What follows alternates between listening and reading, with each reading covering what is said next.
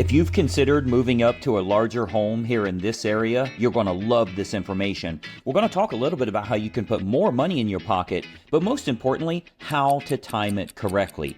Should you buy first and not have your home sold yet? Should you list your home not knowing where to move to? We'll talk a little bit about that real estate catch-22, and most importantly, get a game plan for you and your family so you can go about this the right way and locating your next property and selling yours at a premium. The first thing you want to think about is why you want to make a move. You're probably looking for a larger home, may have a growing family. Maybe you're working from home now, so you need a little bit of a home office. There's lots of reasons you might be expanding, but you want to go about this the right way. Obviously, you've got to look at timing the market correctly, but also timing your lifestyle. You know, the number one problem we see as real estate professionals here is most people looking to make a move up, their number one problem is procrastination. They're sitting around, they think about it, they look online for a while at other homes available, don't really find what they're looking for, so they go right back to living where they've been and keeping things the way they've been for quite a while. Unfortunately, most don't realize the best homes are often never listed online. As a matter of fact, you could look online every single day and you won't see some of the best properties. Many of them are sold before they ever make it to the open market. So we'll talk a little bit about that today, and most importantly, we'll talk about really the 3 things you need to line up correctly to make sure you go about moving up to a larger home the right way.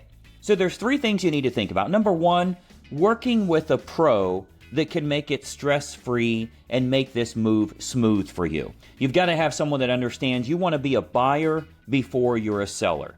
Now, we know you wouldn't sell your home at any price if it means you'd be homeless tomorrow, so it only makes sense you've got to be a buyer first. You have to casually look around with really no intentions of making a move unless you find that perfect fit. So you want to work with a pro that understands that and can do a good job of finding you unlisted or pre-market homes that match your criteria.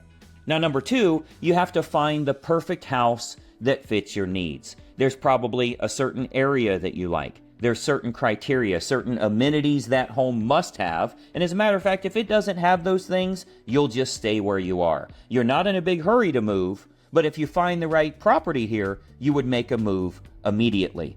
And then number 3, you can take advantage of timing the market correctly. So if you can sell your home at a premium and maybe get yourself a decent deal on the home you're moving to because you're not in a multiple offer situation, what an advantage that is. You've heard before, you make money when you buy, not when you sell. Well, I think you can actually sell your home at a premium, so that'll put a little more money in your pocket, but it's certainly true. You can get a great deal when you buy, if you buy the right way. That's not going to happen if you're in a multiple offer situation. It's going to come from getting priority access to homes before they hit the open market.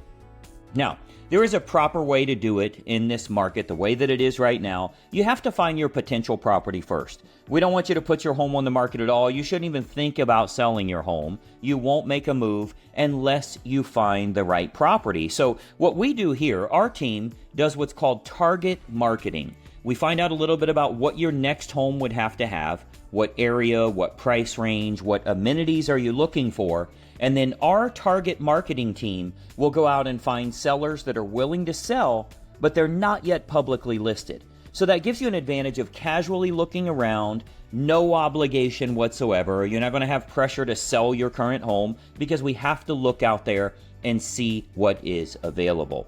So here's my recommendation for you, and this is going to be in exact order. The first thing is you need to find out the real value of your current house. That's number 1. You need to know the real value. Now, if you want to find out what your home is worth, you can go to 5 different websites online and you'll get 5 different values. All of them are wrong. The only one you believe is the one that's the highest, right? So online values do nothing for you other than cause confusion. The only way to find a real value is to have a local professional take a look at the property, take a look at the research, take into consideration condition or upgrades you've done, updates that you've done to increase the value of the home so you get an accurate number, and that's going to tell you what kind of equity position you would have if later down the road you decide to make a move. So that's number 1, find out the real value of your home.